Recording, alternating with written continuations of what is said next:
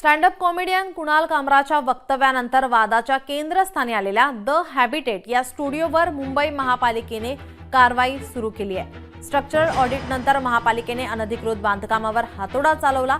आजही अधिकाऱ्यांकडून या हॉटेलची पाहणी होणार आहे। त्याचबरोबर आर्किटेक्चरल पॅनलच्या आता आधारे पुन्हा स्ट्रक्चरल ऑडिट केलं जाणार आहे। कुणाल कामराचं वादग्रस्त वक्तव्य यानंतर आता मात्र त्याच्या स्टुडिओवरती तोडफोड झाली आणि नंतर पालिकेकडून आता तोडक कारवाई करण्यात येते।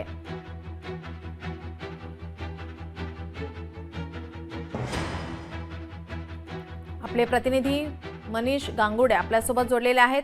मनीष, आपण पाहतोय कुणाल कामराच्या वक्तव्यानंतर वादाच्या केंद्रस्थानी आलेल्या आता द हॅबिटेट या स्टुडिओवर आता मुंबई महापालिकेची कारवाई सुरूच आहे।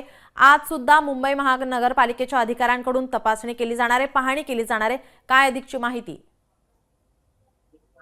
नक्कीच नीलम, आपण बघू शकतो की खार येथील हा जो द हॅबिटेट हा जो स्टुडिओ आहे, या स्टुडिओमध्ये काही दिवसांपूर्वी कुणाल कामरा यांनी उपमुख्यमंत्री व राज्याचे माजी मुख्यमंत्री यांच्या संदर्भात वादग्रस्त वक्तव्य केलं होतं आणि त्यानंतर शिवसैनिकांनी या स्टुडिओची तोडफोड देखील केली होती। पण आता आपण जर बघितलं तर या स्टुडिओला पोलिसांनी सुरक्षा देखील दिलेली आहे आणि त्यामुळे आता याकडे प्रामुख्याने महानगरपालिकेचं लक्ष आहे की कुठल्या प्रकारचं या स्टुडिओमध्ये अनधिकृत बांधकाम केलं आहे का।